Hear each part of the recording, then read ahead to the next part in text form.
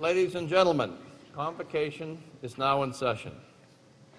As Chancellor, it's my pleasure to welcome you to our 293rd Convocation. To all our graduates, first let me say congratulations. You have worked hard to achieve this, and graduation represents a major milestone in your lives. At Convocation, we assemble as a university community, the University of Western Ontario community, to celebrate and to recognize your achievements at Western and to wish you every success for the future. However, your learning days are far from over. Learning is a lifelong process, and Western has not provided you with answers to all questions.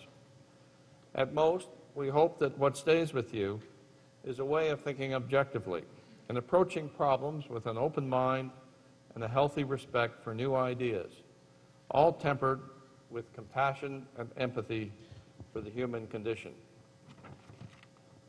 You are forever a cherished member of this great university, founded more than a century ago. We welcome you into the Western family, and congratulations to each and every one of you. Today, we also confer an honorary degree upon Roy Romanow, in acknowledgement of his outstanding contributions to public policy, particularly in the area of healthcare policy and in building our country's Constitution. And I am delighted to welcome him to this convocation.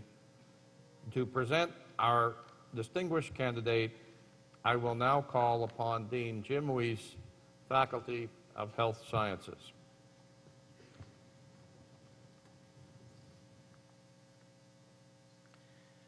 Mr. Chancellor, graduates, parents, and honored guests, Roy Romanow.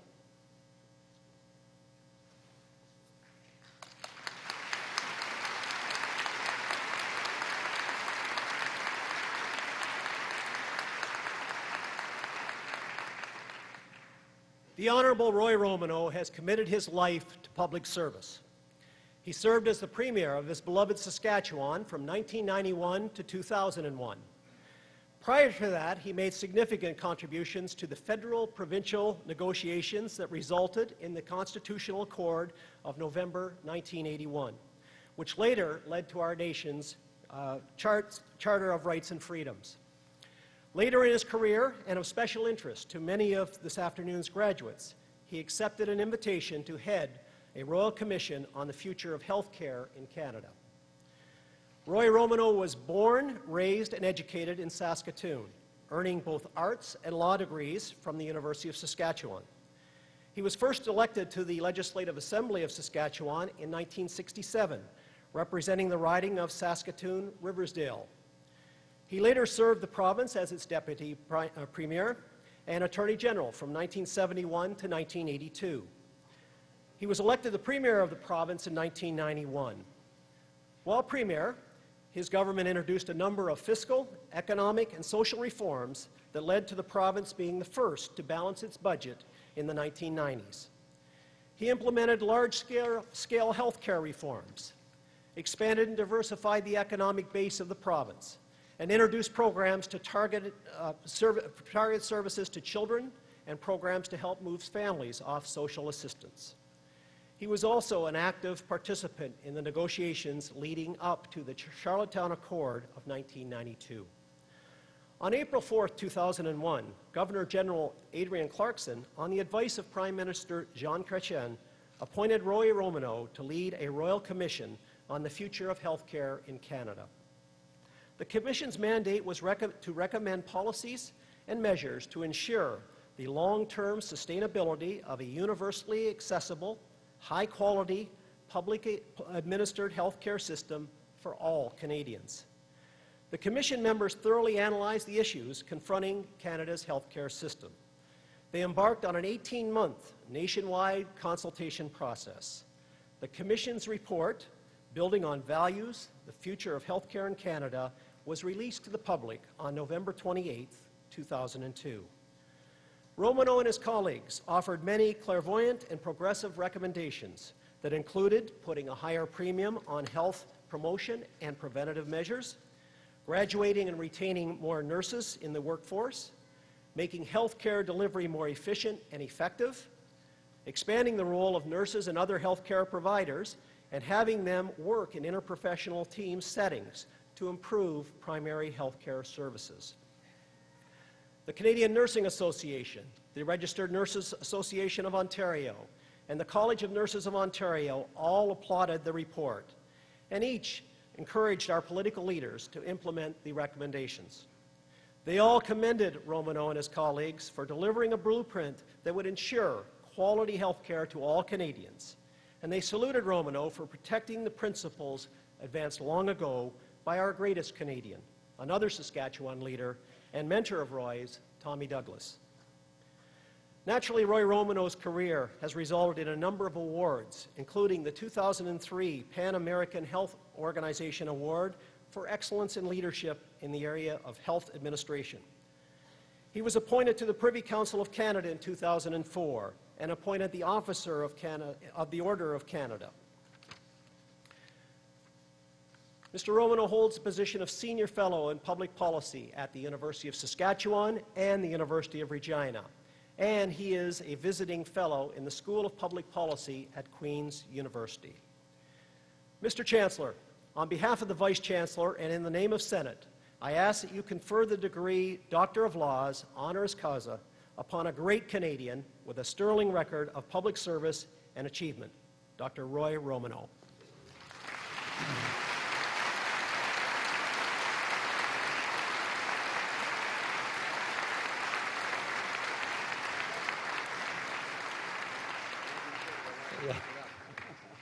By virtue of the authority vested in me as Chancellor, I admit you to the degree of Doctor of Laws, honoris causa. Congratulations, Dr. Romanow. Thank you very much, Mr. Chancellor. Thank you very much. That's for you. Welcome to the Thank you.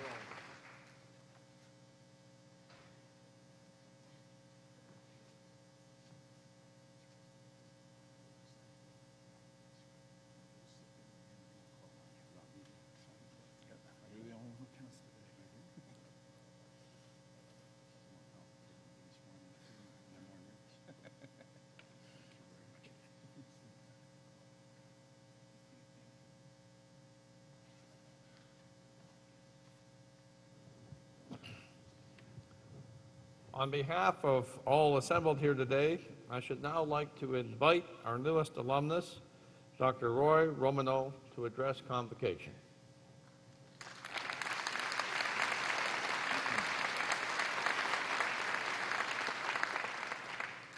Thank you very much, everyone.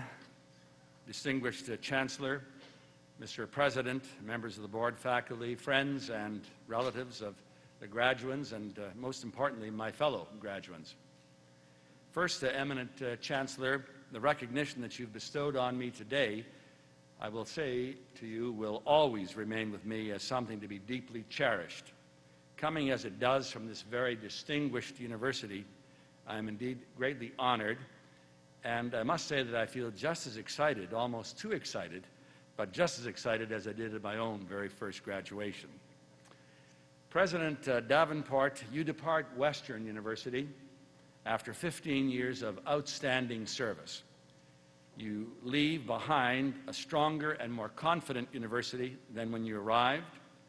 Your brilliant stewardship of this important Canadian institution ensures that Western has and will continue to have a secure place among the very best in Canada, and I join your admiring colleagues at Western and beyond in wishing you every success in your future endeavors. Job well done, Mr. President.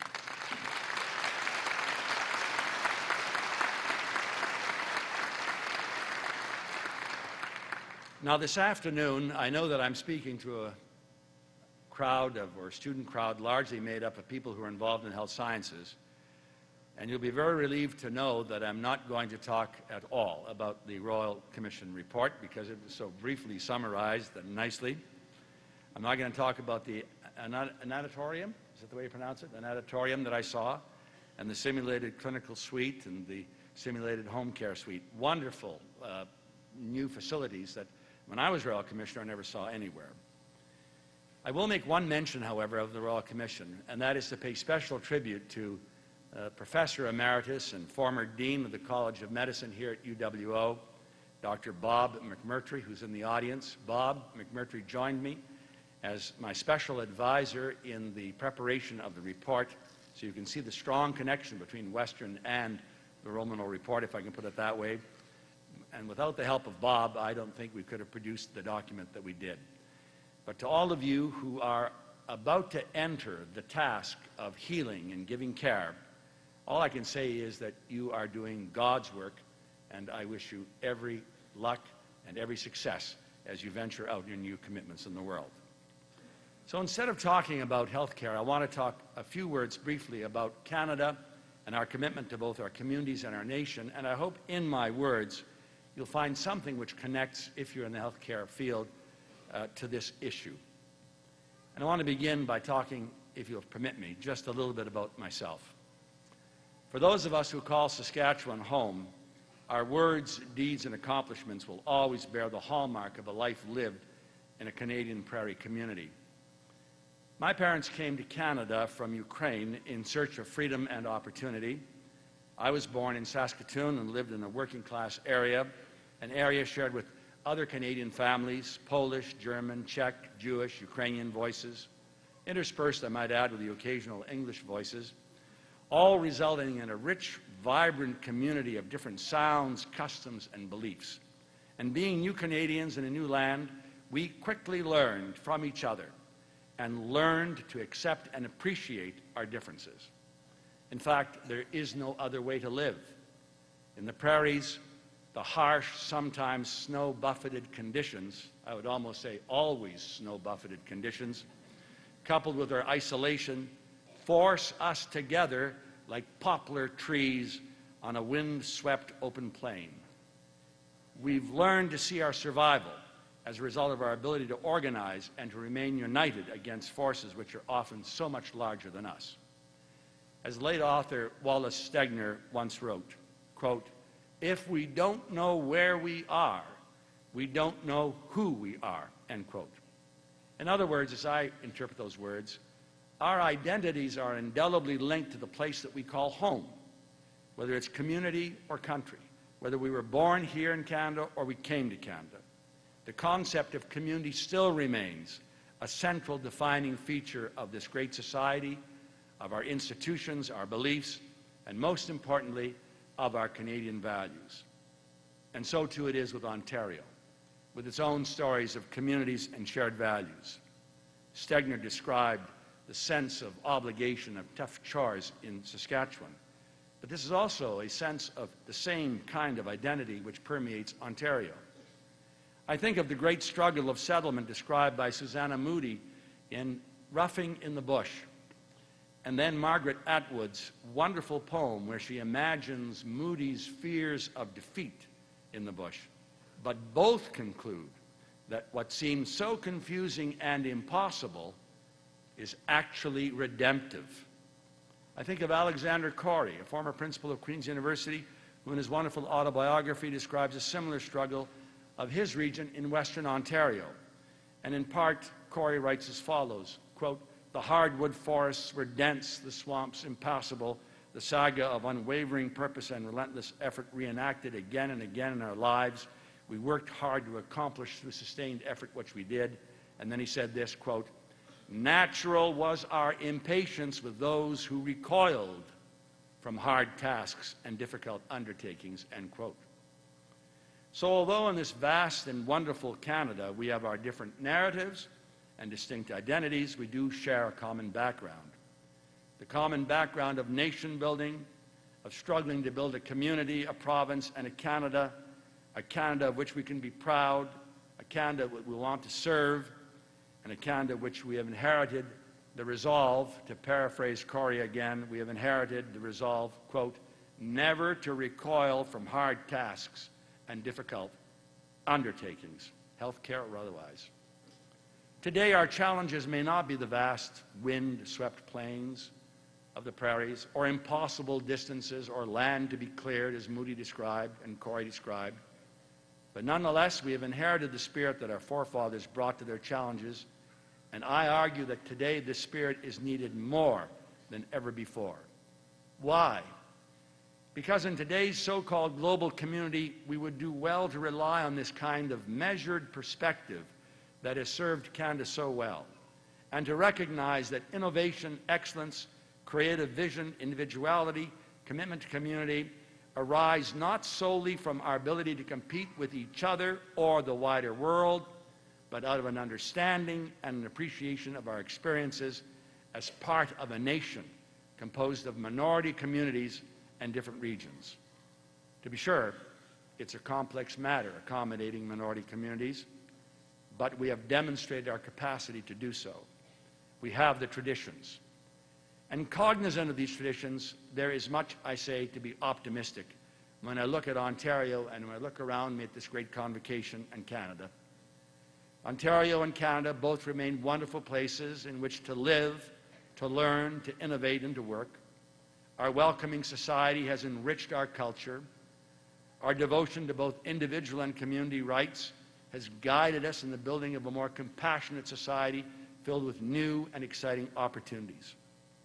But I say this to you, my fellow graduates, our future goals in today's globalized world will not be accomplished by merely stating what I've stated. We must articulate a national vision again and again and couple it with a course of action. It will be not difficult. All will not be perfect always. It never is. Difficult new challenges always arise and need to be met, and so it is today. Issues like why over 1 million Canadian children still live in poverty in Canada, why the income gap between the rich and the poor is growing, why Aboriginal concerns have been unanswered, if not ignored, how Canada better can promote peace in our complex world, and finally, in my judgment, perhaps most importantly, what steps need to be taken to strengthen the unity, the national unity of this great country called Canada. How can we answer these questions? Well, we can answer by beginning to understand our nation's narrative and building upon it. Friends, we have already defined, I argue, the fundamentals of what it means to be a Canadian. And what are they? And very briefly. First, people are entitled to fair treatment at the hand of government and others, and governments take responsibility to see that we are treated fairly. There are many instruments and principles we have, but the first principle is that Canadians are committed to fairness. Second, Canada cares about the social condition of its people. We know that fate can be cruel, that people can suffer for no fault of their own. Sometimes, of course, we suffer as a result of our own mistaken choices. But everyone, all have an inherent worth, and we have a common commitment to respecting that worth and to help in reestablishing it when it becomes diminished.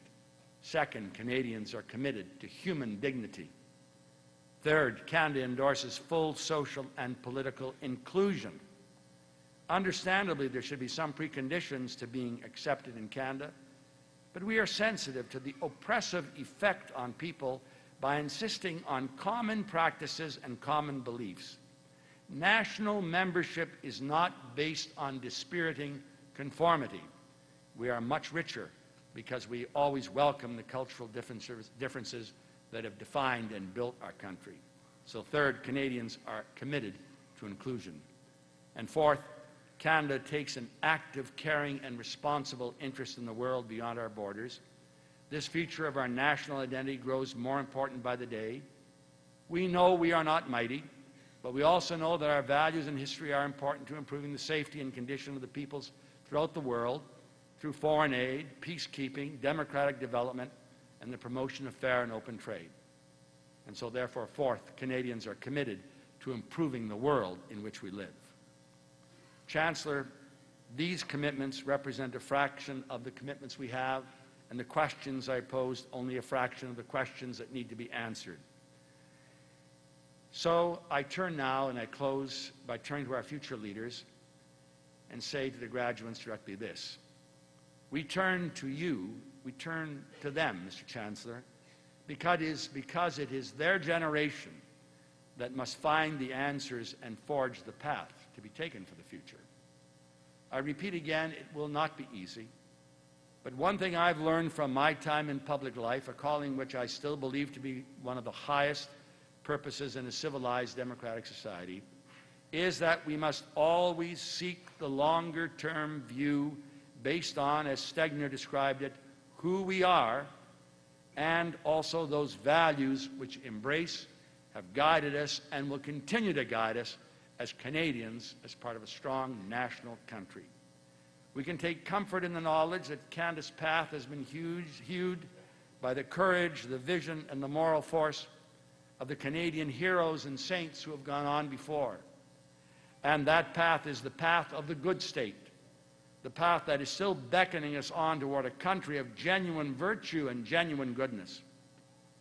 And unless we are willing to stop at moments like this, moments of celebration, reflection, and rededication, unless we're prepared to stop and articulate again what it means to be a Canadian, to be nurtured by our systems of education, our systems of health care and giving, and our systems of fairness, unless we stop to contemplate and to rededicate, then the path that has been built by our heroes will become overgrown with selfish desires and small visions.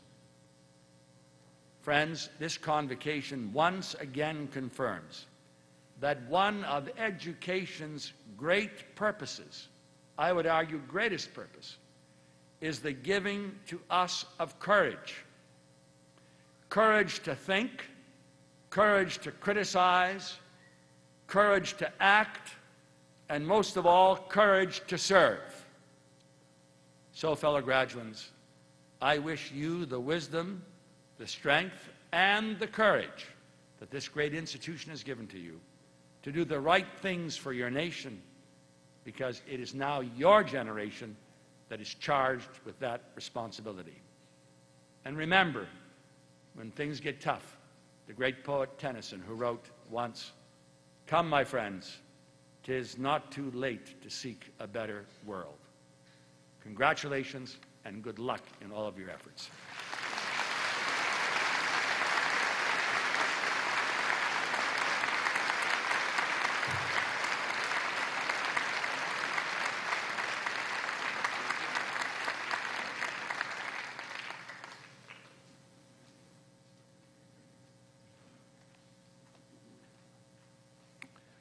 Thank you, Dr. Romanow, for a truly inspiring address. One that confronts some of the major issues which our graduates will face over the coming decades.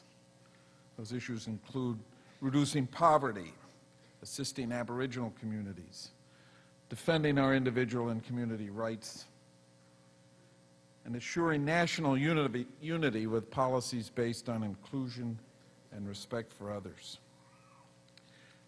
Your career has been characterized, indeed, by nation building, a commitment to human rights, and improving our distinctive Canadian system of universal health care.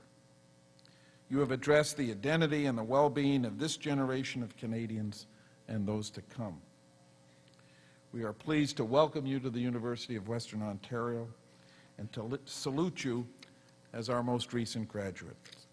Ladies and gentlemen, please join me in congratulating our newest Honorary Doctor of Laws, Dr. Roy Romanow.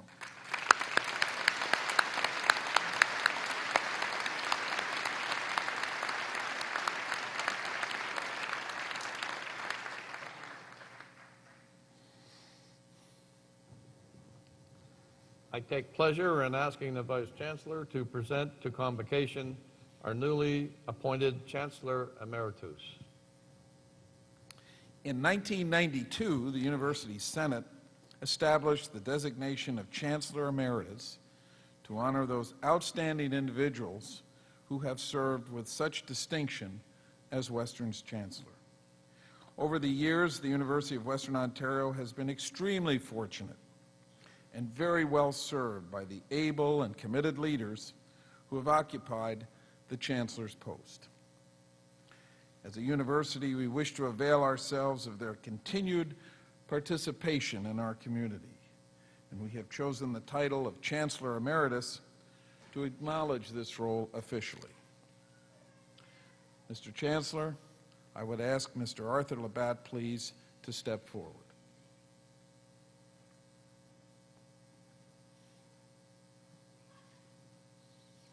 Arthur Labatt has been one of Western's most effective and engaged chancellors.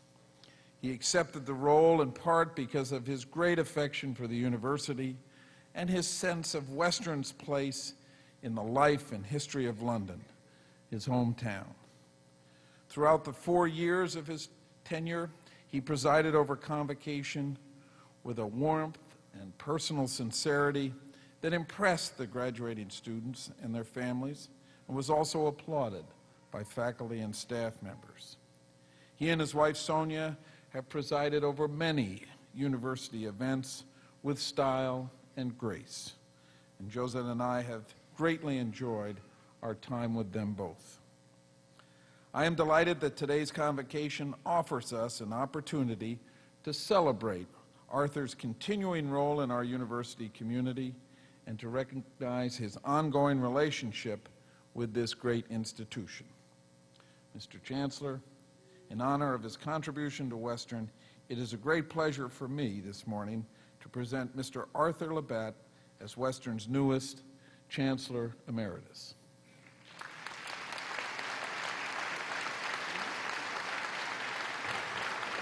Congratulations. You're hanging that well. Okay, thank you. That's really good.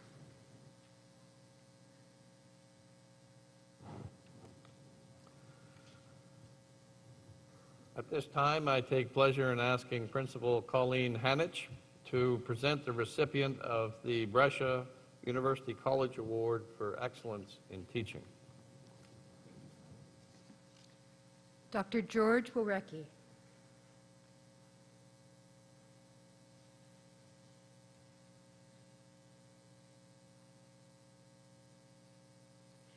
Mr. Chancellor, Dr. George Wirecki, Associate Professor of History, is this year's recipient of the Brescia University College Award for Excellence in Teaching.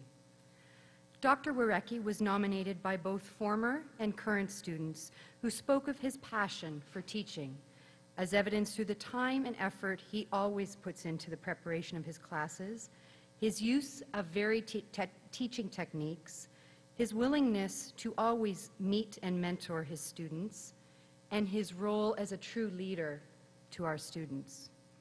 One former student described Dr. Wirecki, saying his devotion to strengthening the fundamental learning skills of each student is paramount. Wirecki is a leader and an educator who inspires his students. In recognition of his dedication and skill, he has been on the Dean's Honor Roll for Teaching every single year since its inception. Dr. Wirecki joined Brescia's faculty in 1993. He has been a tenured associate professor at Brescia since 2004, and he is also an adjunct professor at Western's Department of History and a member of the Faculty of Graduate Studies. Mr. Chancellor, I now present to you the recipient of the Brescia University College Award for Excellence in Teaching, Dr. George Wirecki. Congratulations. Very nice. Nice citation. Oh, look at that. There you go. Well done.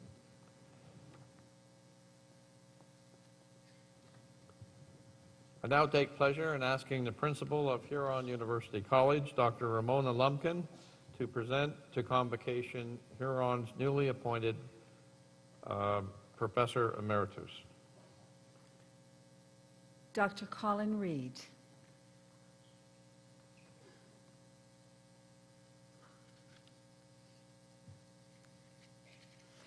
Colin Reed completed his PhD in history at the University of Toronto. His graduate school research was the foundation for his early career publication of 2 books, The Rising in Western Upper Canada, 1837 to 38, The Duncombe Revolt and After, and, with Ron Stagg, The Rebellion of 1837, an edited collection of documents, maps, and scholarly apparatus published in 1985.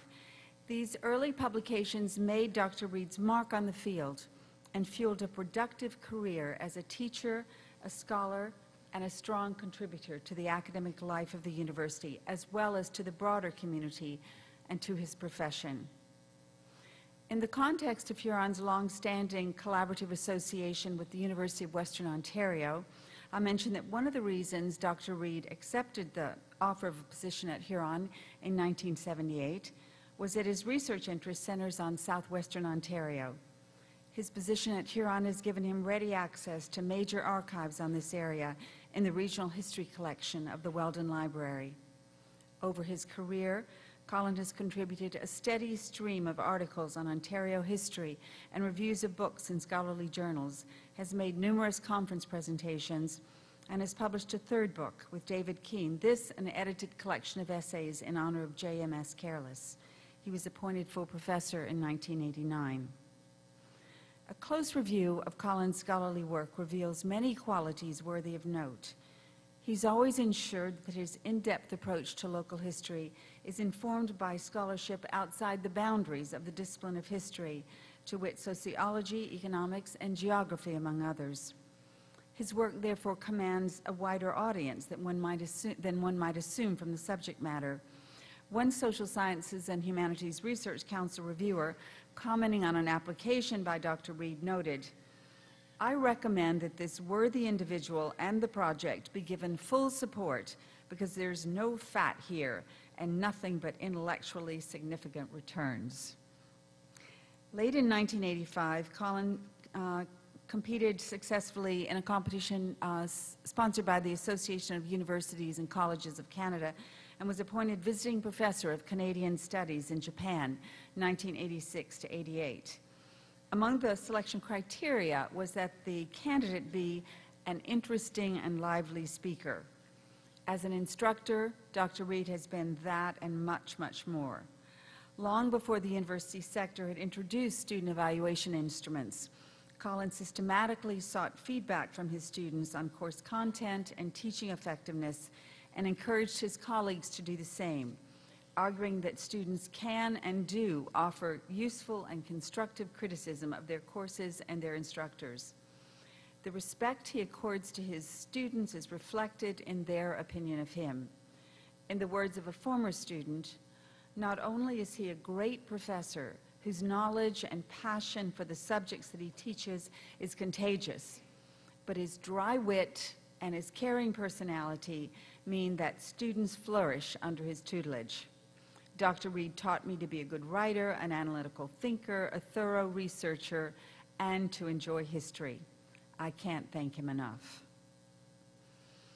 Colin Reid has been an exemplary member of Huron's academic community. It gives me great pleasure to present Dr. Colin Reid, Professor Emeritus, History, Huron University College. Congratulations, Dr. Reid. Terrific. Wonderful citation.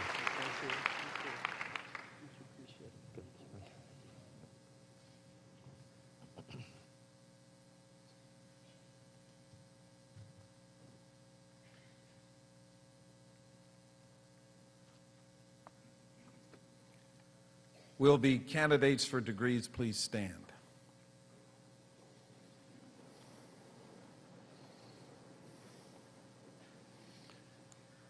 Mr. Chancellor, I am honored to present to you the candidates who have successfully completed their academic programs at Western.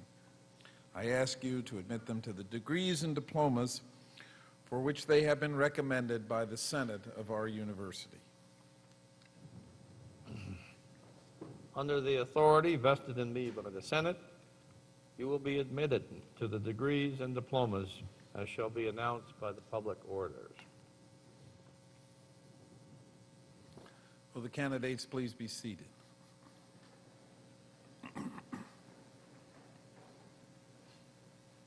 Mr. Chancellor, graduating students, colleagues, ladies and gentlemen, Convocation is the single most important time of celebration in the life of the University of Western Ontario.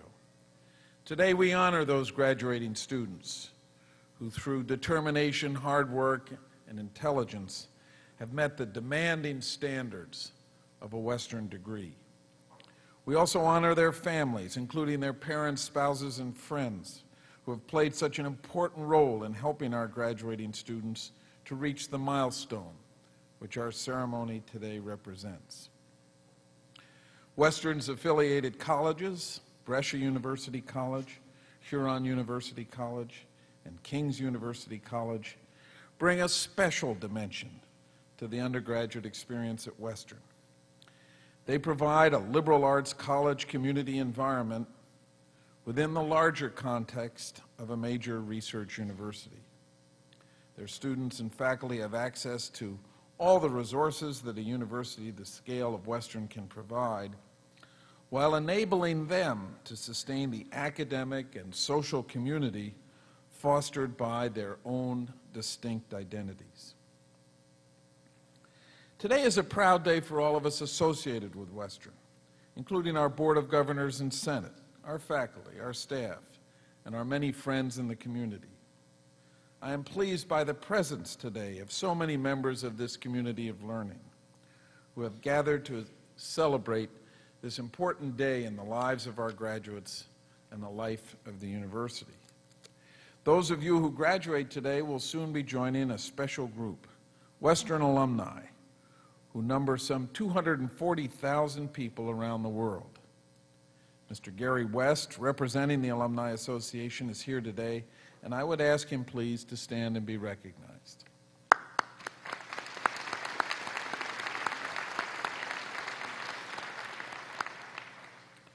Western's Board of Governors is charged with responsibility for the overall governance of this institution. Today we have with us Ms. Michelle Noble, the chair of our Board of Governors, an outstanding community leader and exceptional board chair. I would ask her please to stand and be recognized.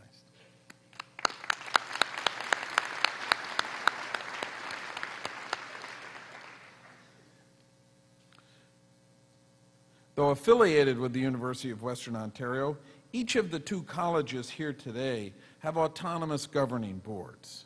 We have with us today representatives of these boards.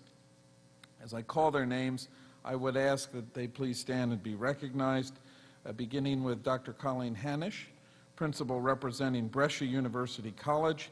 And I should say we are particularly pleased today that we are graduating Brescia's first ever master's students with an MSc in Food and Nutrition. Dr. Hanisch.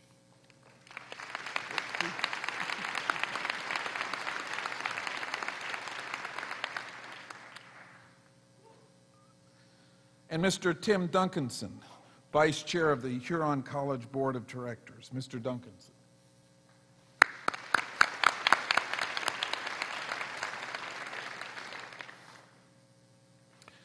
I would also like to extend a special welcome to Dr. Howard Rundle, President of Fanshawe College, who is joining us today to celebrate the awarding of degrees to graduates of the joint Western Fanshawe Collaborative Nursing Program.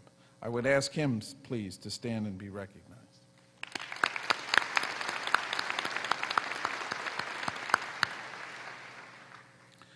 Let me offer a special thank you to all of the parents, spouses, children, relatives, and friends who are here today to join in our celebration of academic achievement. Without your support, our graduates in many cases might not have been able to complete their academic programs.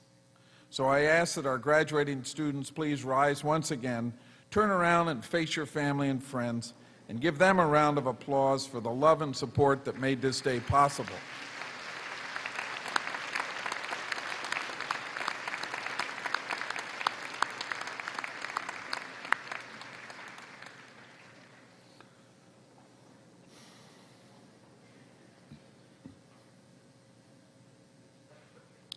Now let me congratulate once again the remarkable women and men who graduate today with Western degrees. Today you become partners in the outstanding academic achievements of the University of Western Ontario. I charge you then, as graduates of a distinguished Canadian institution, never to forget the great benefits you have acquired in this place, and to remember always that wherever you go, you carry with you the good name of the University of Western Ontario. This will be my last week of convocations at Western. On June 30, I will retire after being your president for 15 years. During that time, I have watched our university transformed by the dedication and hard work of faculty, staff, students, and alumni. I offer them all my most profound thanks. And to our graduating students, please accept my warmest congratulations on what is a great day for each and every one of you.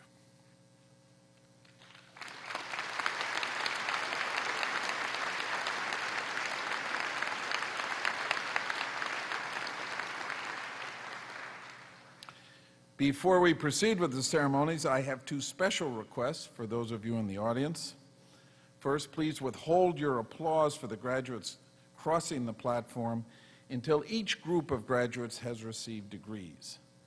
This will ensure that every graduate receives our full courtesy throughout the ceremony. Second, we know that photographs are an important memory of this occasion to the graduates and their family and friends. To ensure you in the audience have the best opportunity to get good pictures, I ask that you do the following. When your special graduate is about 40 names in the program from crossing the stage, 4-0, please proceed to the area along the wall to my right, over there, and the ushers will guide you forward in order that you may capture your special moment on film. I now call on the public orators to introduce the candidates for degrees.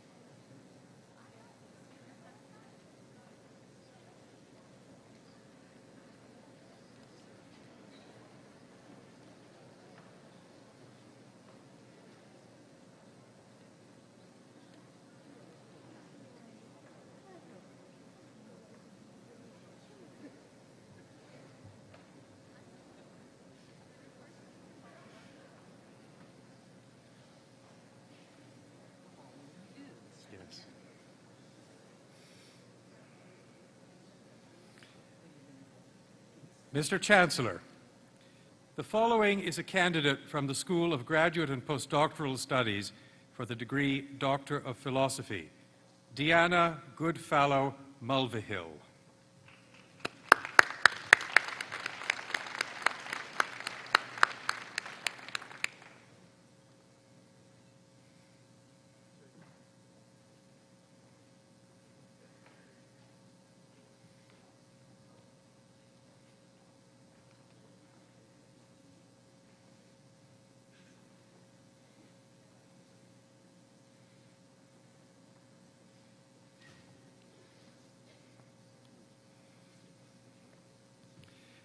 Mr. Chancellor, the following are candidates for the degree Master of Arts: Jeremy Clark, William Grant Cliff, Mary Elizabeth Shamley.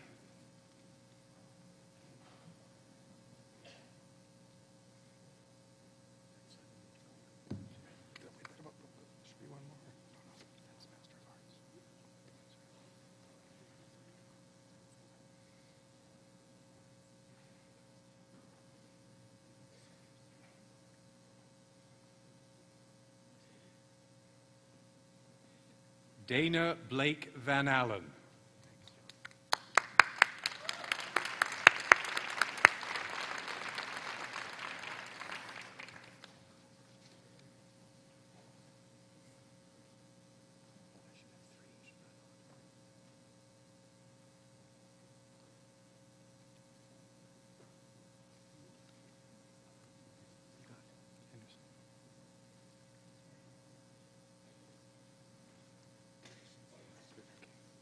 Mr. Chancellor, the following are candidates for the degree Master of Science: Lauren Gogol, Jamie Hemsworth, Michelle Henderson.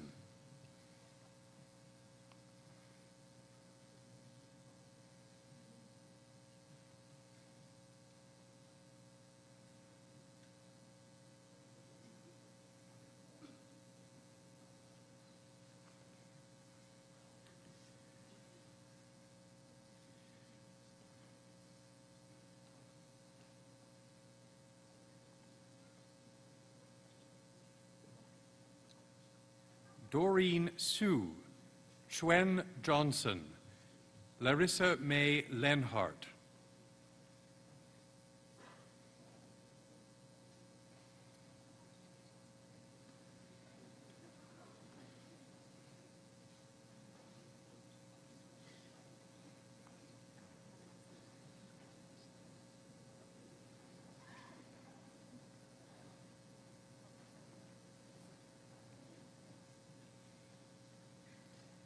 Amy Nicole McDonald, Leslie Janine Sykes, Lindsay Ann Tansey.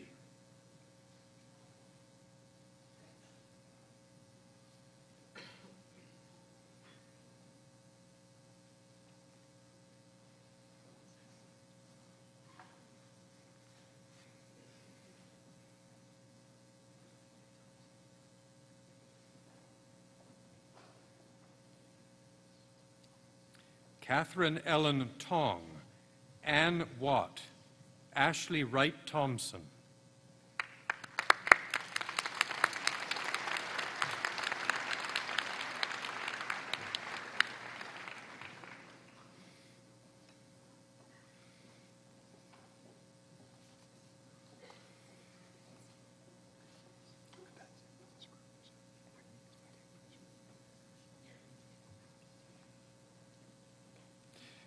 Mr. Chancellor, the following are candidates for the degree Master of Science in Nursing: Lisa Christina Craw, Jason McCready, gold medalist, Tara Vine.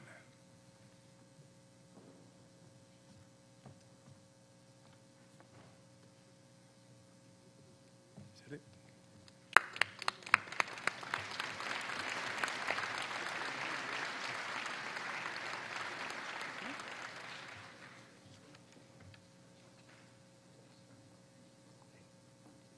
Mr. Chancellor, the following are candidates from the Faculty of Health Science for the degree Bachelor or Baccalaureate of Science in Nursing Compressed Program: Sarah Viola Allen, Magdalena Biernat, Tammy Karen.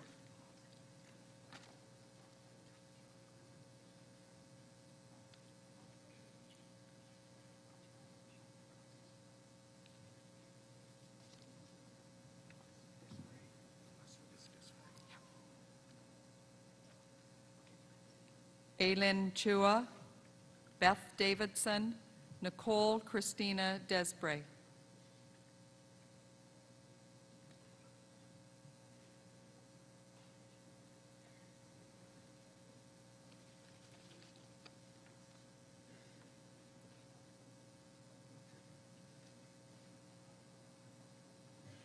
Aaron Dilks, Tara Drummond, Madeline Dunlop.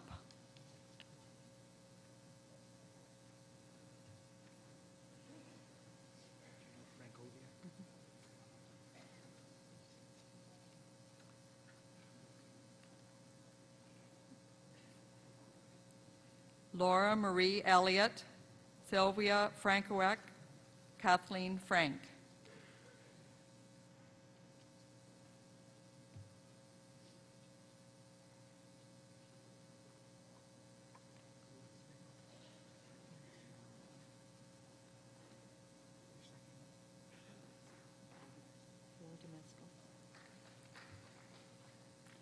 Ephraim Waldemesco Gabriel, Hereti Girmay, Eskar Hafizoglu.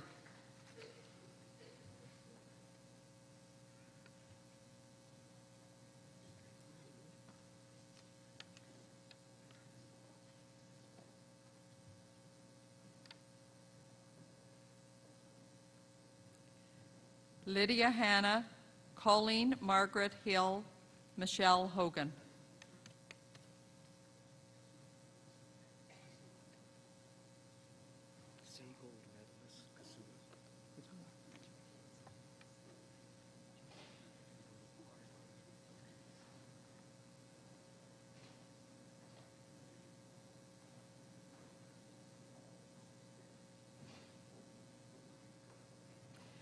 Marguerite Ann Horn, gold medalist. Michael Kazula, Heather Kelly.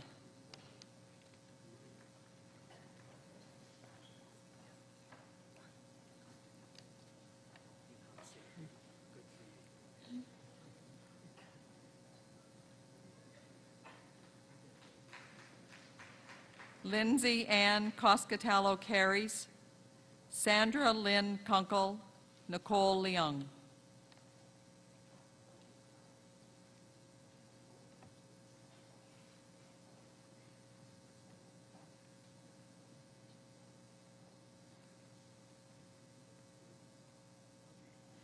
Agatha Maximiak, Chelsea Martin, Dana Miles.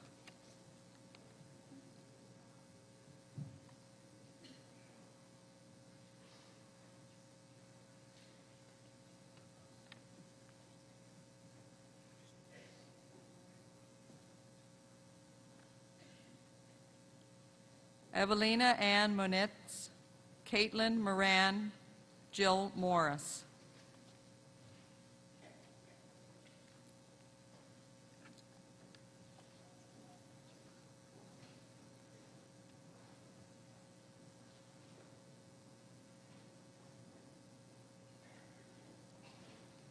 Patricia Munt, Julie Olsky, Tita Peng.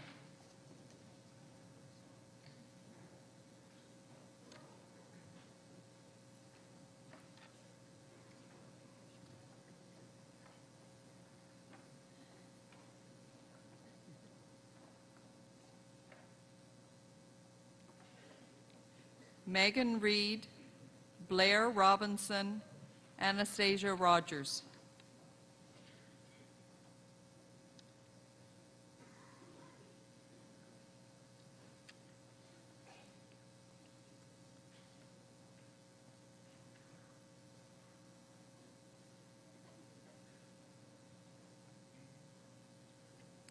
Andrea Swiger, Helen Irene Venk, Kristen Sarah Walls.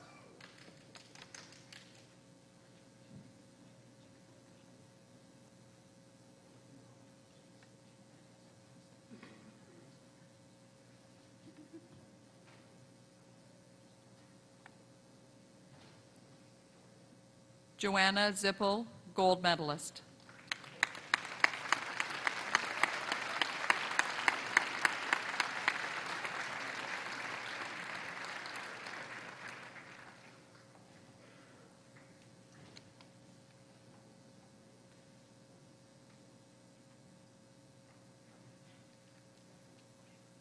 Mr. Chancellor, the following are candidates for the degree Bachelor or Baccalaureate of Science in Nursing Collaborative Nursing Program.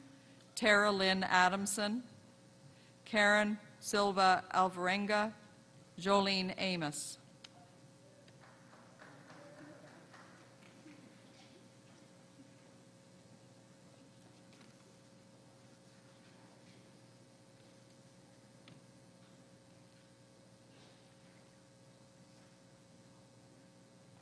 Rebecca Anderson, Kathleen Andres, Bethany Andrews.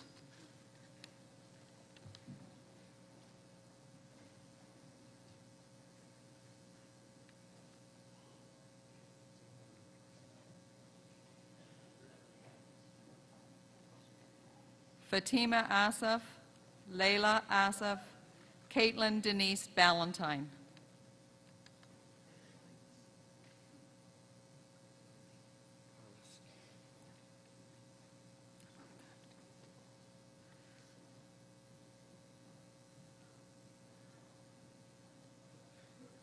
Jocelyn Barnes, Carla Barlowski, Danielle Haverstock.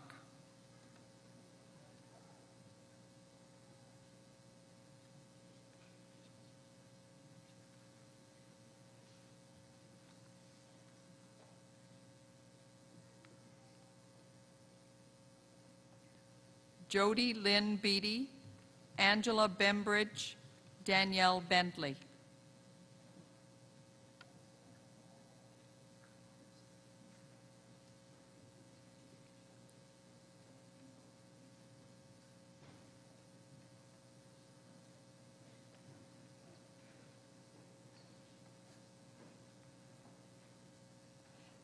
Dana Berkman, Sandra Melina Burnell Parada, Valerie Beers.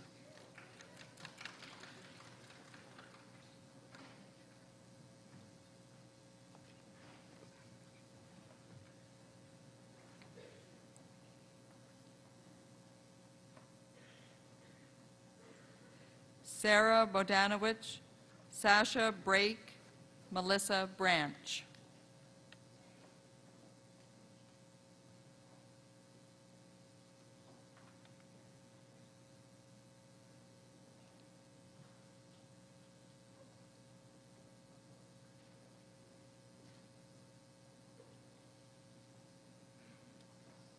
Paige Brissett, Carissa Bronichewski, Allison Margaret Louise Brown.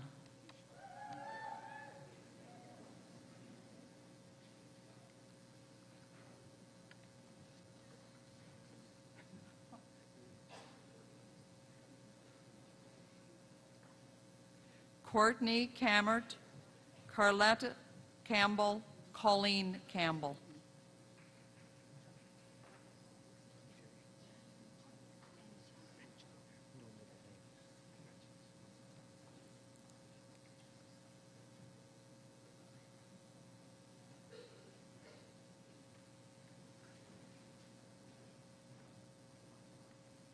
Lee Chow, Emily Cardiff, Stephanie Cardoso.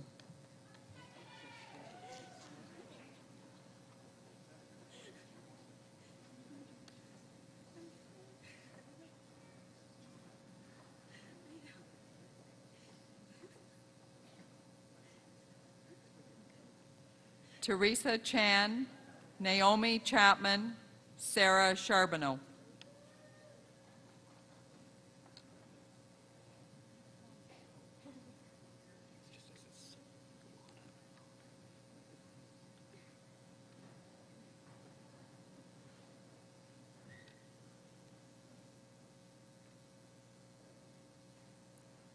Lona Cherish, Danielle Clements, Amanda Coates.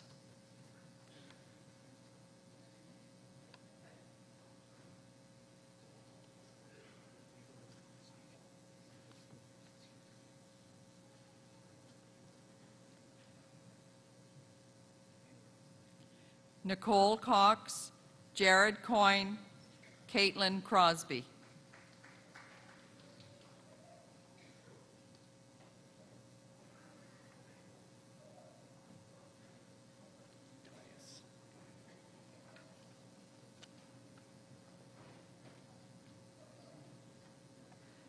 Yoselin Duras, Infinity DeRoche, Carly Dias.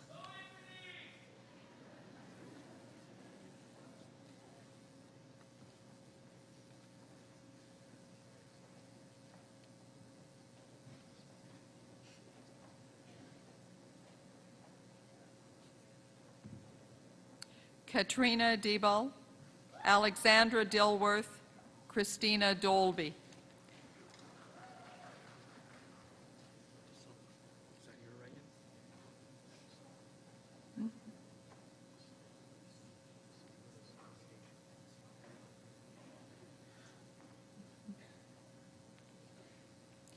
Ryan Drake, Dana DeSaw, Emily Duncan.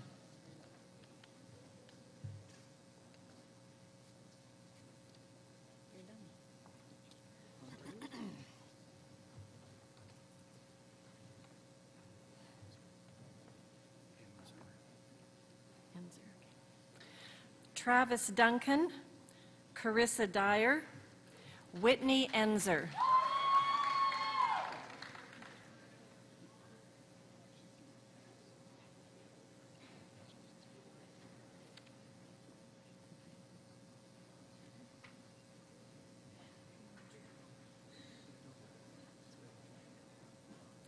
Holly Edwards, Caitlin Marie Eady, Amanda Eldon.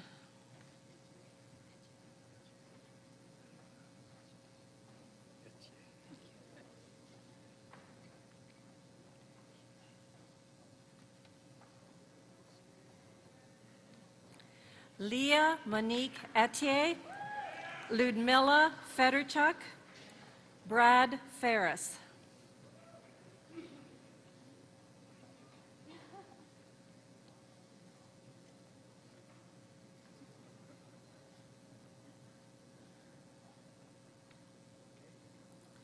Megan Ferris, Emily Phones, Katrine Elise Foster.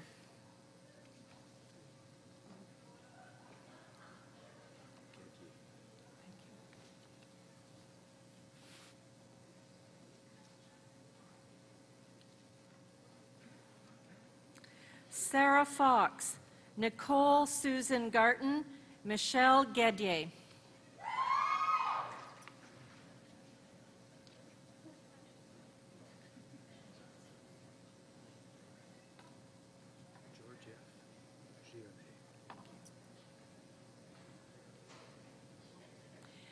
Megan Georgieff, Judy Gilliland, Stephanie Giannet.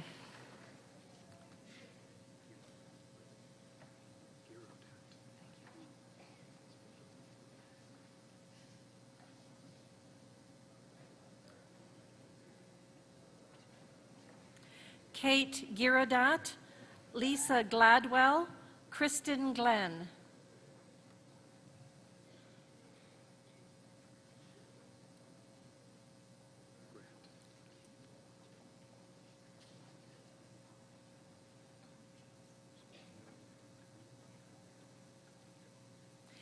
Kaylin Golding, Suprina Goodison, Ashley Gratt.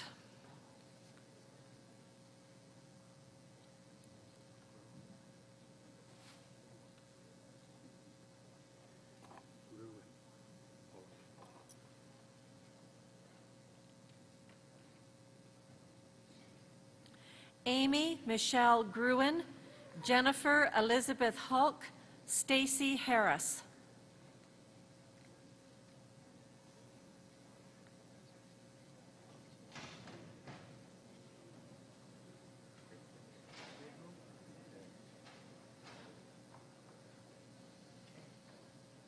Ashley Harrison, Lindsay Harrison, Allison Victoria Hartley.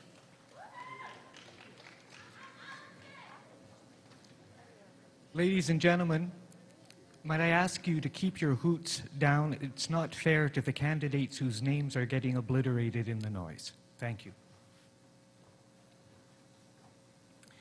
Jacqueline Hawken, Elizabeth Ann Helam, Kristen Heeries.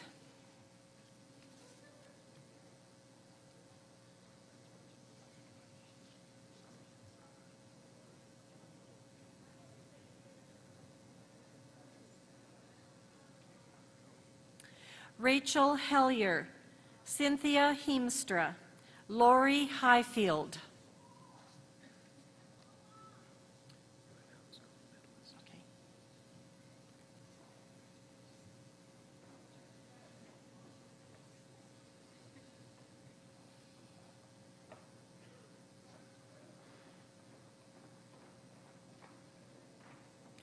Angela Horn, Caitlin Laura Houselander, gold medalists. Megan Howes.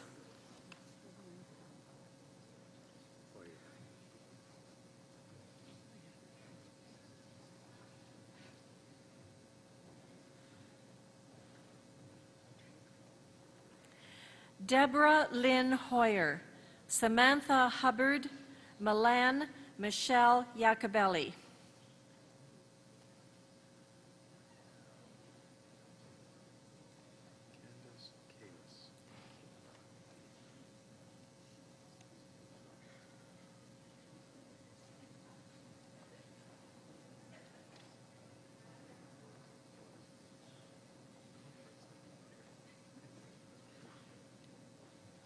Scarlett Jenkins, Candace Kalis, Jessica Rose Huron.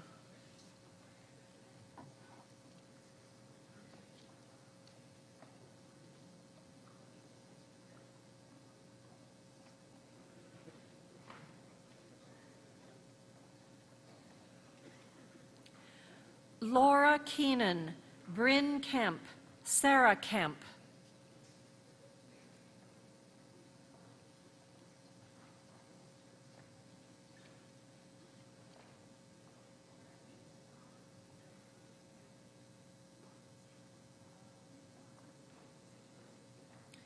Kirsten Kinlan, Christina Klassen, Susan Klassen.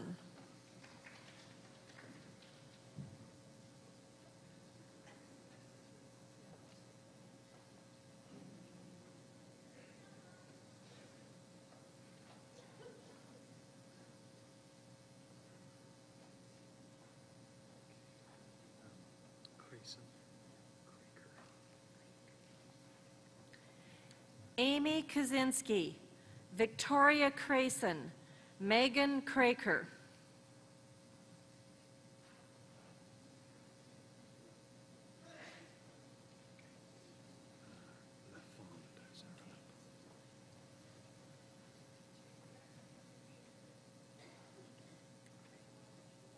Megan Kropf, Sarah LaFond, Sarah Laird.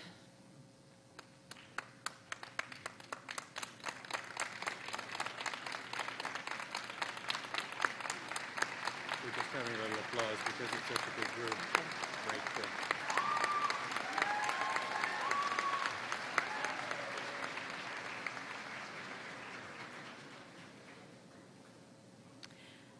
Sun-Young Lee, Kelly Lee, Amanda Leach.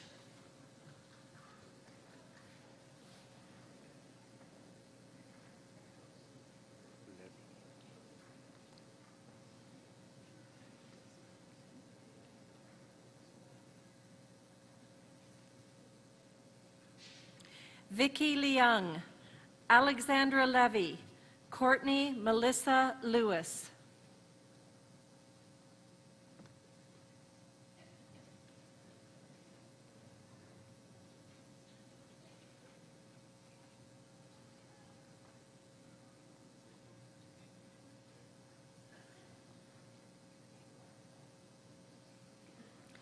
Roseanne Catherine Lewis, Jeannie Lee, Sarah Lilly.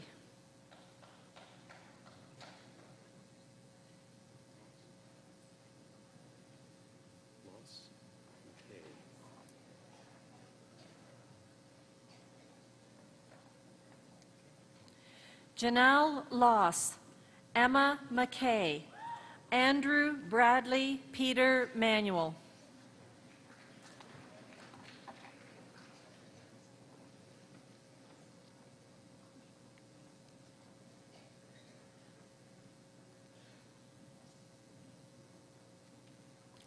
Saritha Massey, Ann Matheson, Courtney Matthews.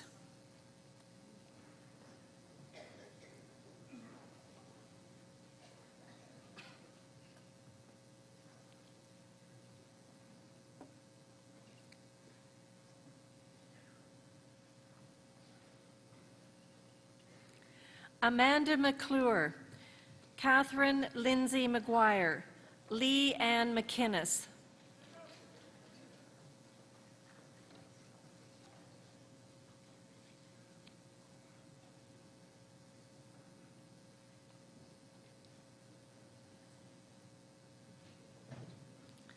Kara McNabb, Laura Melanson, Melissa Merson.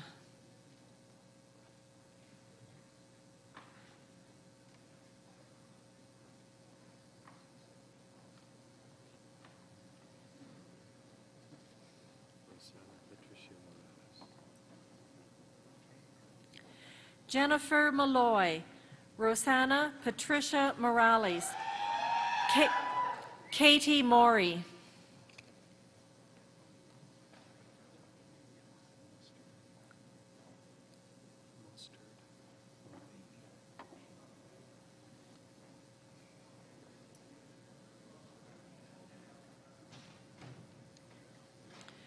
Carly Mostard, Erin Mulvaney, Katie Morrell.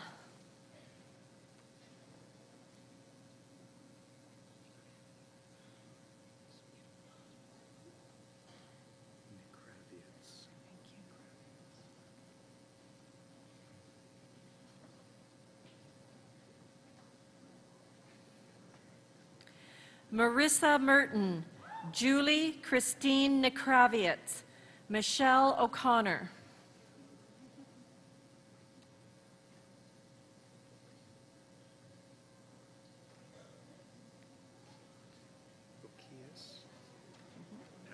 Thank you.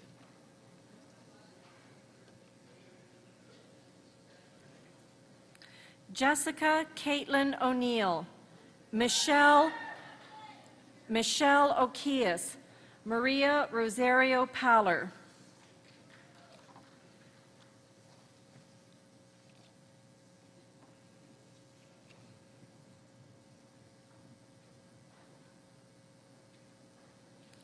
Ashley Pauk, Erica Patrick, Laura Patterson.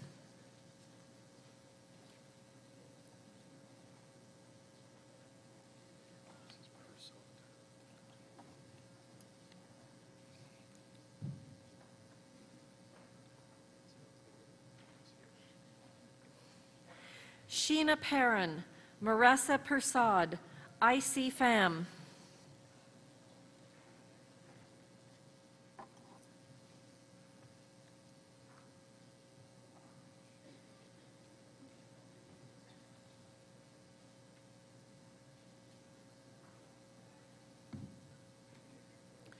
Jillian Pierce, Michelle Porch, Nicole Primo.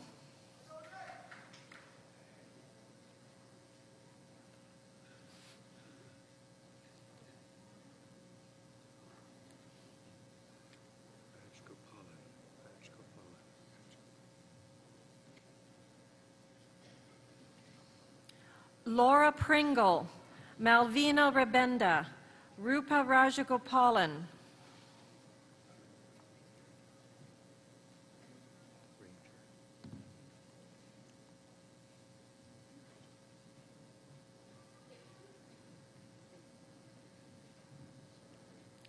Amanda Ranger, Laura Diane Ratcliffe, Danielle Leanne Reinhardt.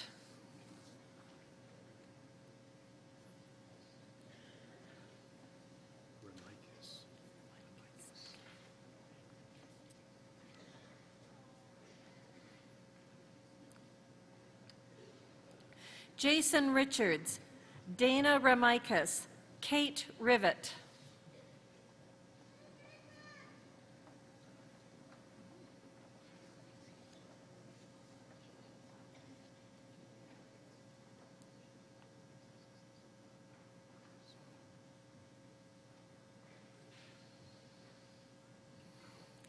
Cara Roberts, Nadine Sabino, Angelica Maria Sanchez Duarte.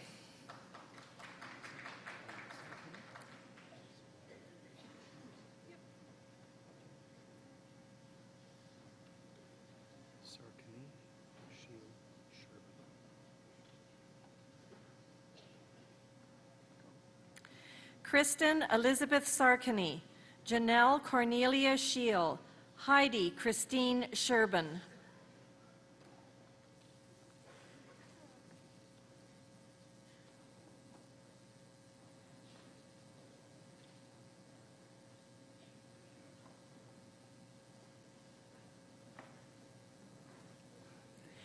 Erica Sargent, Jenny Patricia Shapiro, Jennifer Shepley.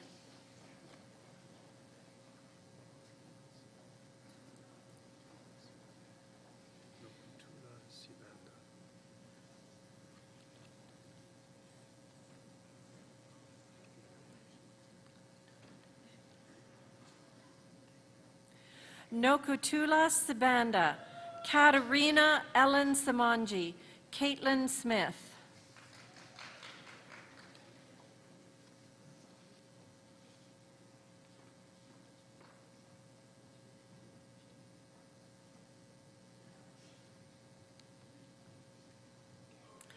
Lisa Smith, Samantha Smith, Laura Steckley.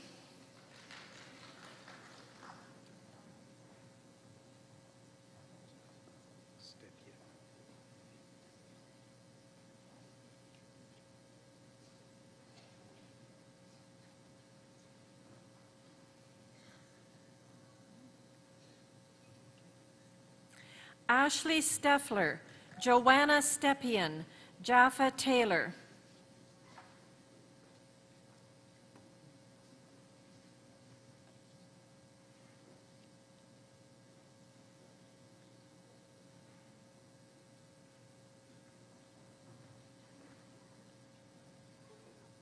Sarah Telfer, Logan Brianne Thompson, Jennifer Elizabeth Thompson.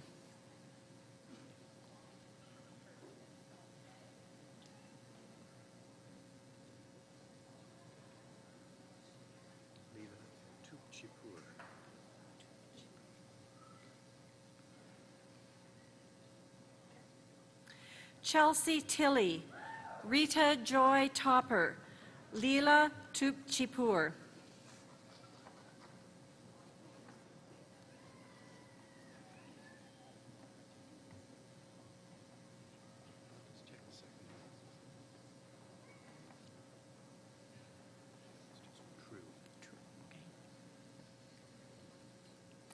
Andrea Tracy, Jennifer True, Keely Trudgeon.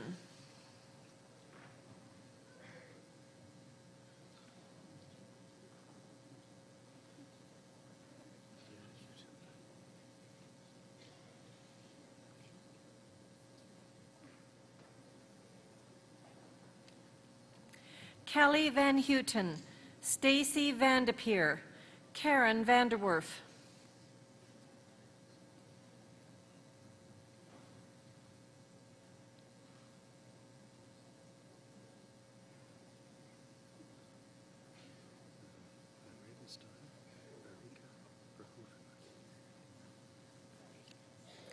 Lindsay Van Ravenstein, Amelia Verica, Chelsea Verhoeven.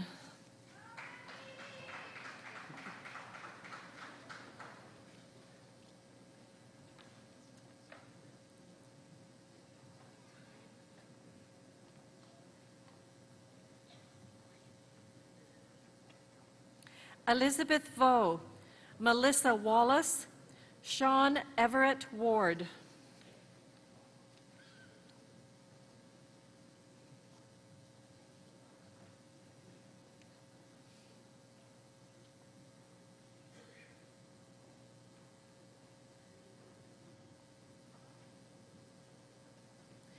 Catherine Weaver, Jeanette Weir, Caitlin Whitehead.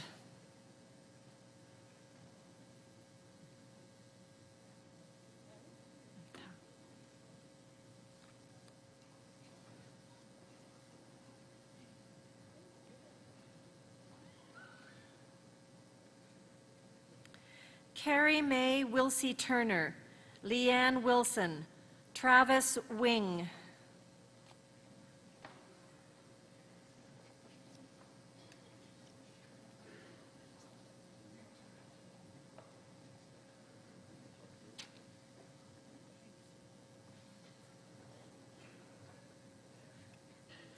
Catherine Wood, Marley Yanni, Susan Christina Young.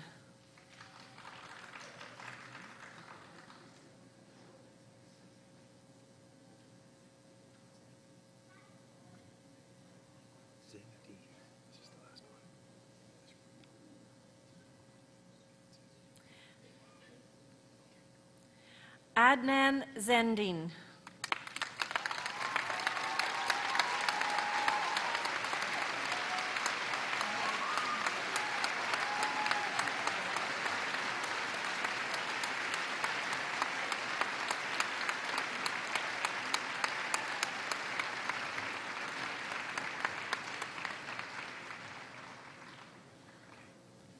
Mr. Chancellor, the following are candidates from Brescia University College for the degree Bachelor or Baccalaureate of Arts honors programs. Rosalind Baird, Charlene Michelle Burgess, Andrea Campbell.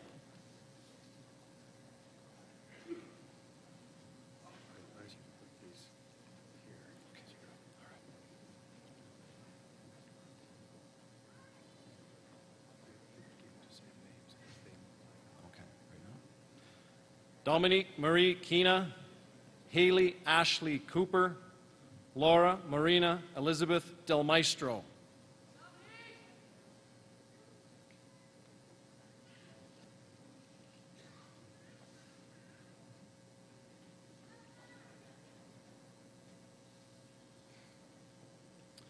Monica Fletcher, Courtney Froats, Denisa Geerling.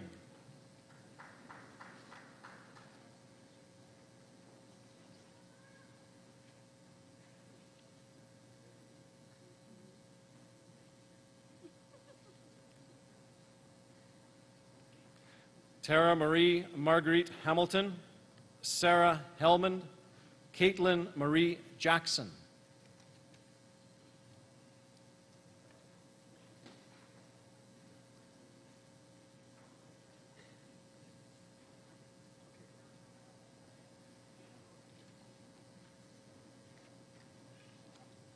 Laura Ellen Margaret McKinley, Kayla James, Jennifer Milne.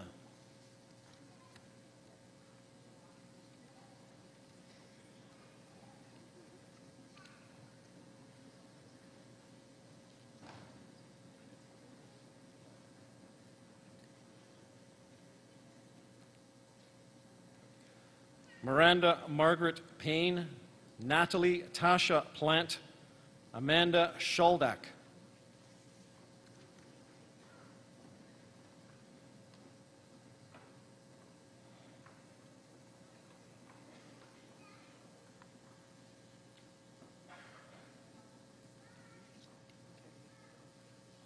Leanne Secord, Constance Sibanda, Erin Ashley Natasha Singh.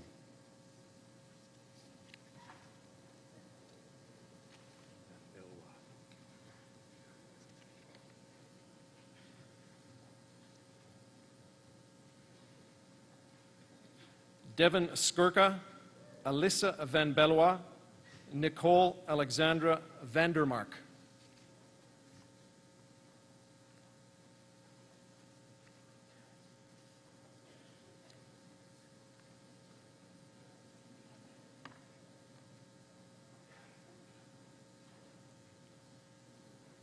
Erin Lee Walters, Megan Jane Warnock, Hillary Mary Abbott Weeb.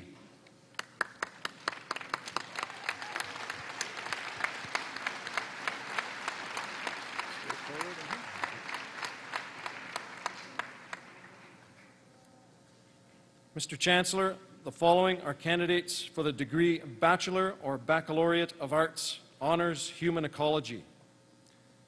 Danielle Davis, Andrea Gary, Megan McManus.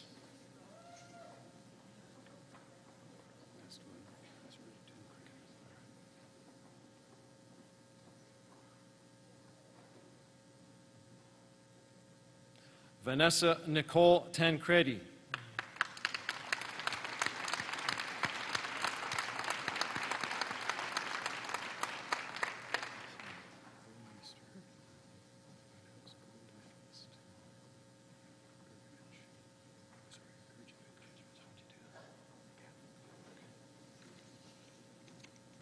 Mr. Chancellor, the following are candidates for the degree Bachelor or Baccalaureate of Science, Honors Foods and Nutrition. Angela Bomeister, Julie Dawn Gammon, gold medalist. Jennifer Giergovich.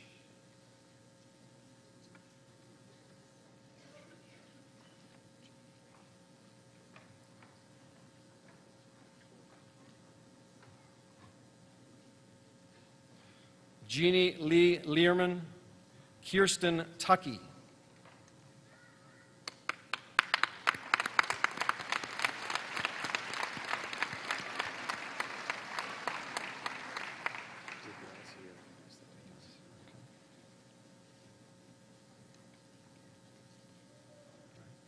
Mr. Chancellor, the following are candidates for the degree Bachelor or Baccalaureate of Science, Honors Human Ecology.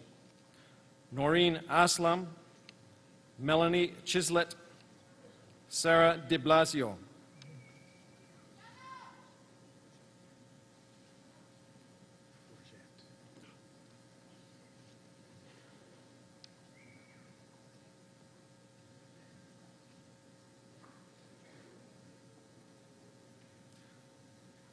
Christina Forget, Andrea Gavey, Valerie Lammers.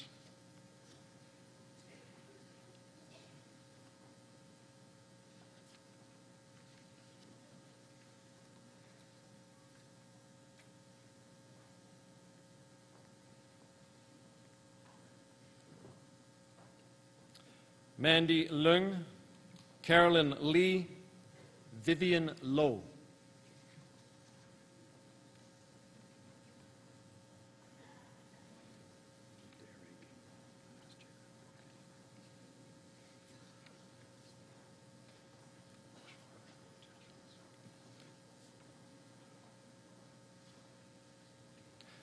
Kimberly Mulderick, Jessica Nicolai, Julie Rochefort.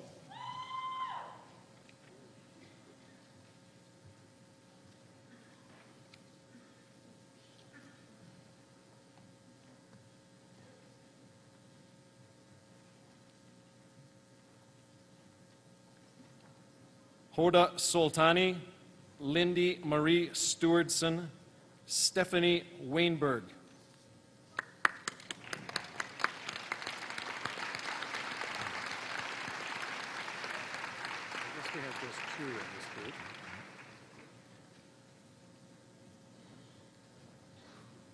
Mr. Chancellor, the following are candidates for the degree Bachelor or Baccalaureate of Management and Organizational Studies Honors Program. Janelle Davina Charlemagne. Alexandra Marie-Therese Leacock.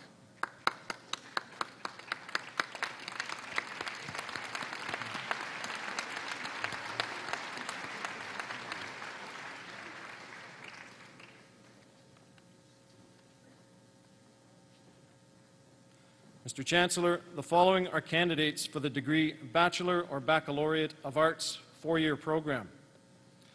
Christine Barnard, Brenda Dieppe, Lauren Gaiswinkler,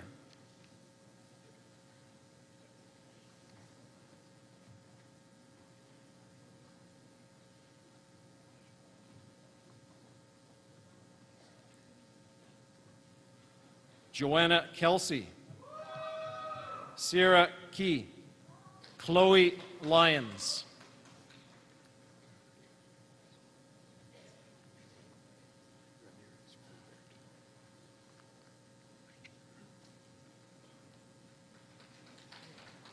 Gabby Ramirez Grubert, Sarah Reeve, Antoinette Van Horick.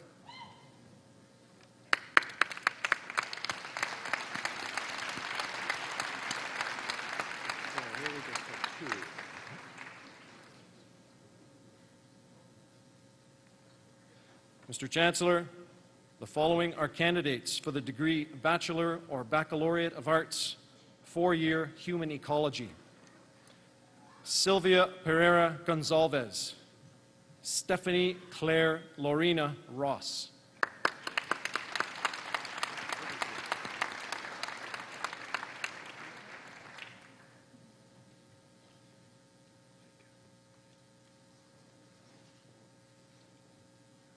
Mr. Chancellor, the following are candidates for the degree Bachelor or Baccalaureate of Administrative and Commercial Studies or Management and Organizational Studies. Céline Erten, Alice Elizabeth Pica, Crystal Rogers.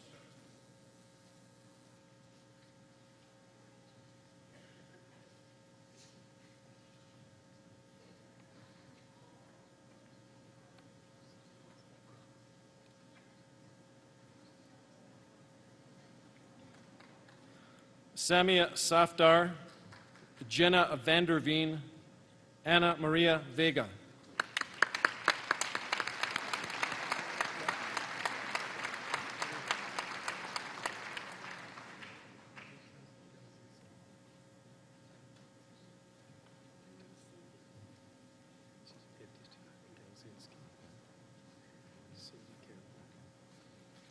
Mr. Chancellor, the following are candidates for the degree Bachelor or Baccalaureate of Arts: Sadie Campbell, Noor Isa, Edita Galsinski.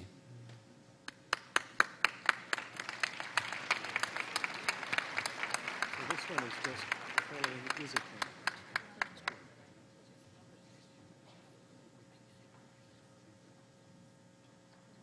Mr. Chancellor, the following is a candidate for the degree Bachelor or Baccalaureate of Science, Human Ecology: Maria Fernanda Escobar.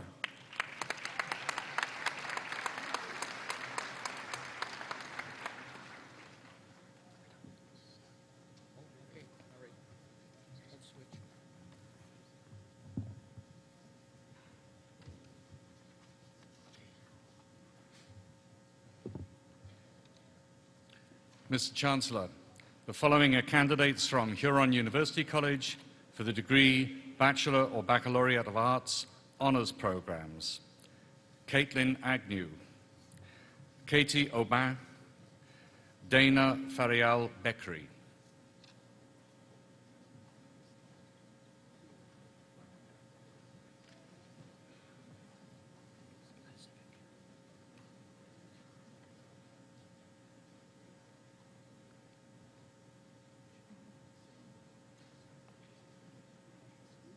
Kayleen Binger, Neil Blazovic, Sarah Bregman.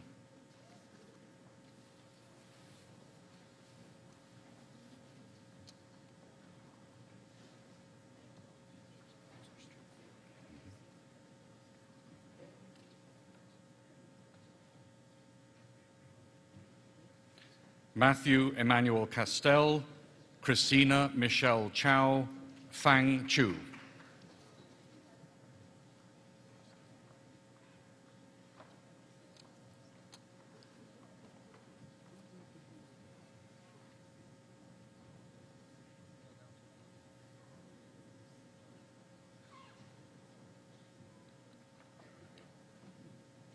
Craig Cordell, Heather Dickinson, Sarah Dolson.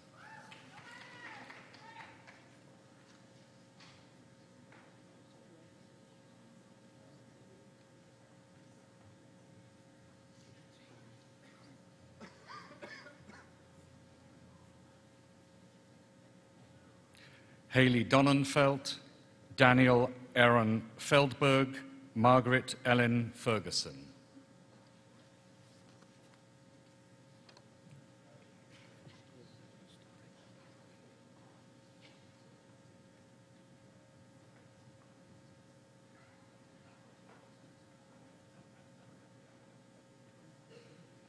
Haley Gladstone, Melanie Goldman, Robert Grant, gold medalist.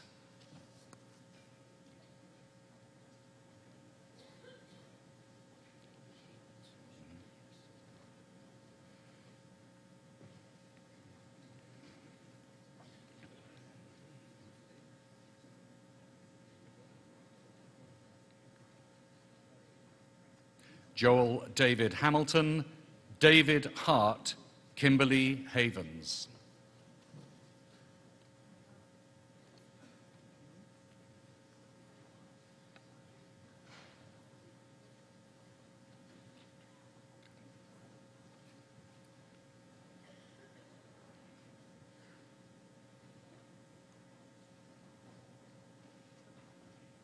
Katrina Howarth, Catriona Hoy, Christopher James Charles Hunt.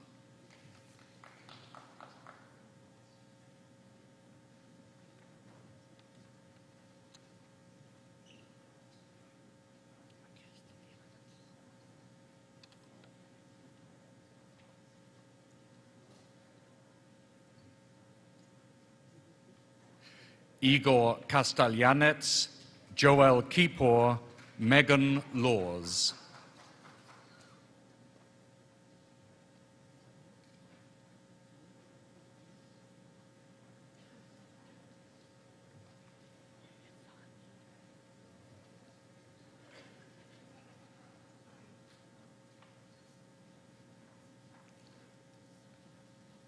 Heather Lynn Milliken, Evanya Mussolino, Shehan Nariman.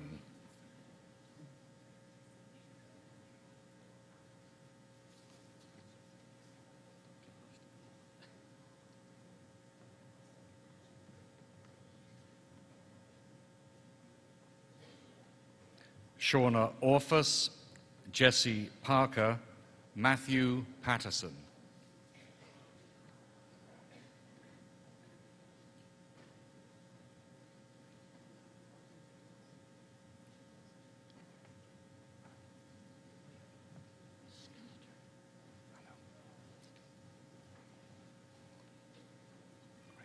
Laura Sharp, Spencer Robert Samuel Shaw, Daniel Skilleter.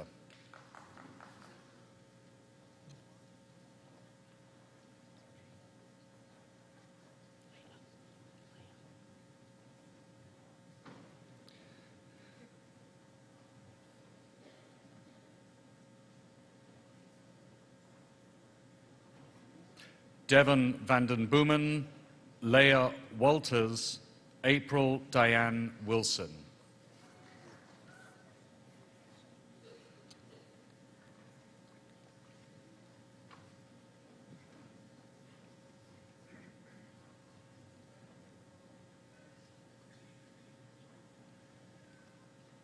Julie Wilson.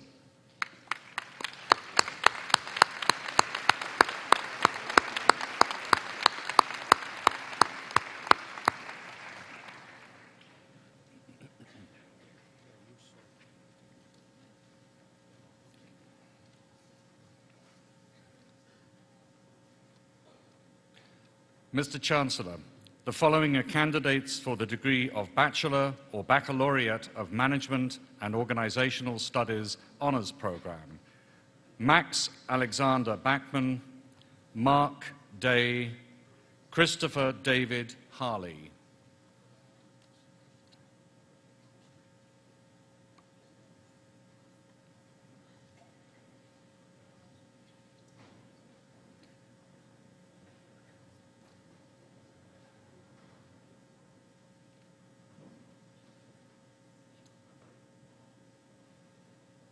Adam Tom.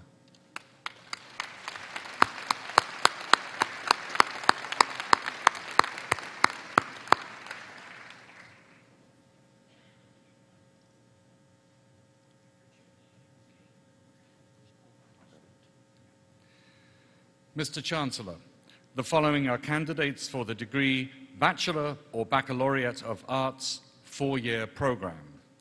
Ivan Arturo Ebergeni, Lang Kingsley Lightheart Henshaw, David Dale Kim, gold medalist.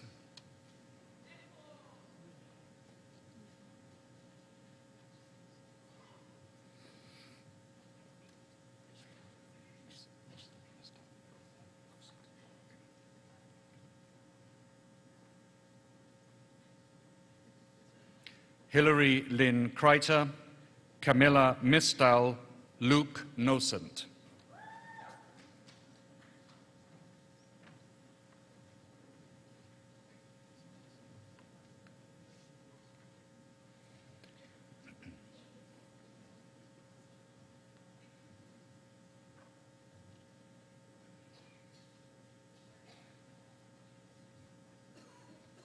Eden Pollock, Rebecca Reed, Melissa Leanne Smith.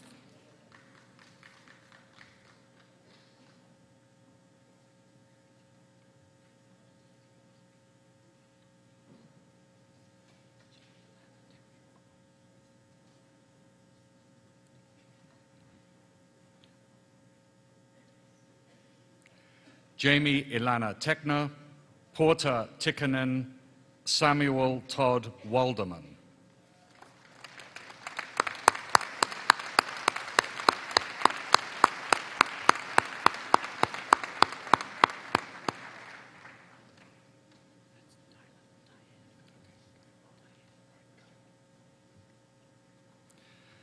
Mr. Chancellor, the following are candidates for the degree Bachelor or Baccalaureate of Administrative and Commercial Studies or Management and Organizational Studies. Janelle Diane Constantino, Lindsay Henry, Sean Hunt.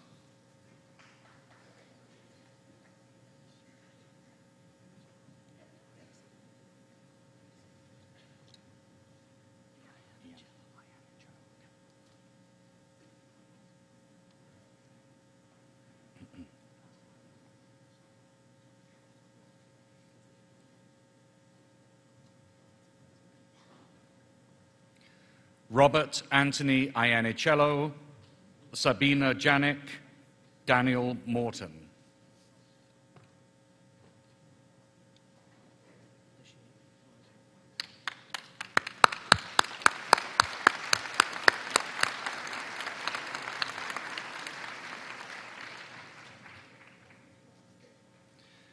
Mr. Chancellor, the following are candidates for the degree Bachelor or Baccalaureate of Arts: Ping Chen, Cody Drum, Ling Du.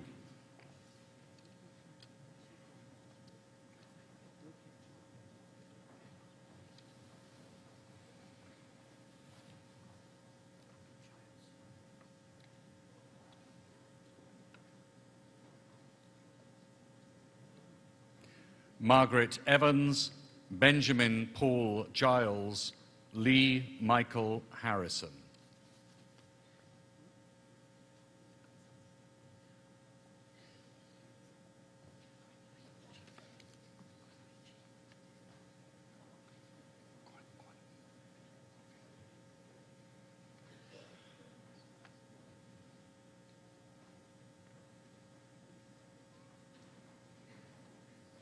Kwan Hui Ji, Jason Corman, Bach Magobi.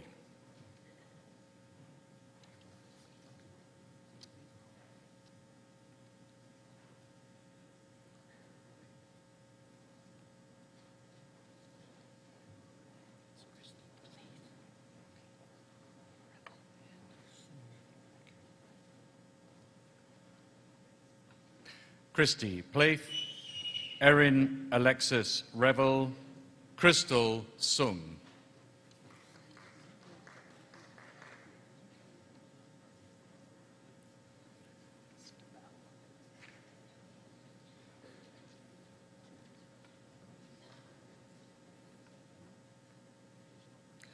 Andrew Stabell, Paige Taxa.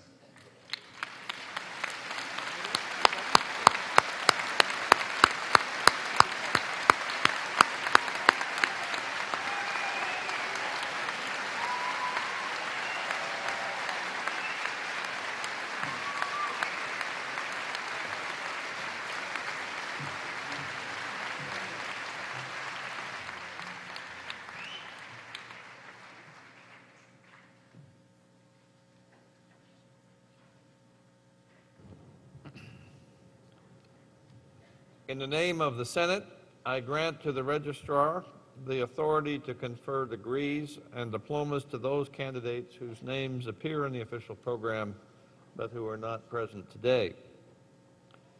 Now, at this time, I invite Mr. Gary West, representing our Alumni Association, to say a few words. Mr. Chancellor, Mr. President, distinguished faculty and guests, and most importantly, fellow graduates of Western from Brescia University College, Huron University College, the School of Nursing, the Faculty of Health Sciences, and the School of Graduate and Postdoctoral Studies. Congratulations and welcome to Alumni Western. As the Chancellor and Pro-Chancellors conferred your degrees upon you and you walked across this stage, you moved from being students at Western to becoming members of the Alumni Association of this great institution. You join a growing community of Western alumni, as President Davenport mentioned before, of 240,000 alumni, one of the largest of the Canadian universities. To visit them all, you'd have to travel to 136 countries.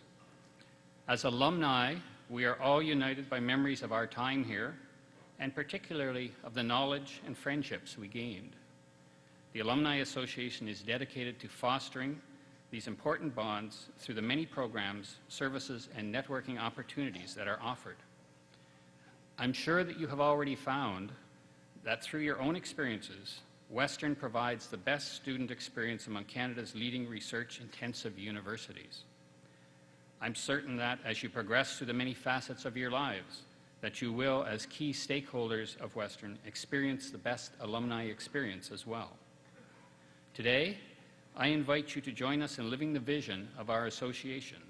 That is to share a lifelong commitment, pride, and passion for Western. On behalf of the Board of Directors of the Western Alumni Association, it's my duty and honor to most warmly welcome you as our newest members.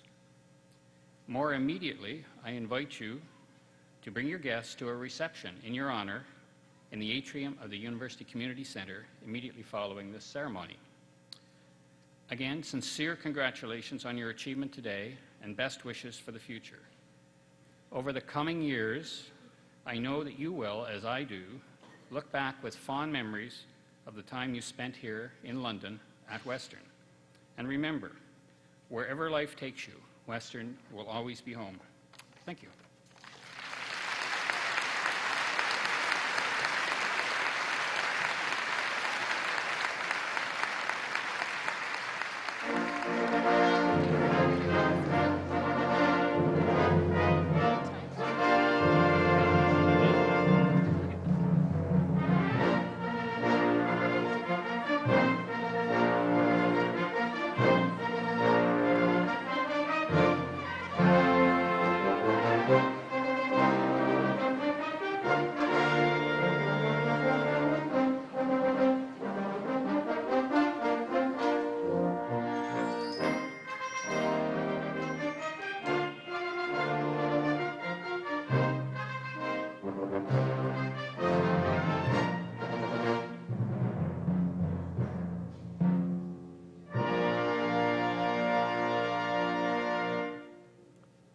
Before closing convocation, I wish to express my appreciation to all who have contributed to the success of the day.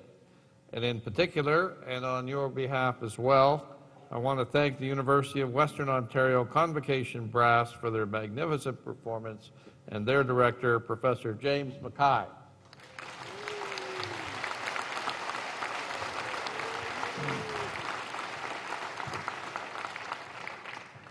May I request that the audience remain in their seats while the academic procession leaves the hall. Convocation is now adjourned.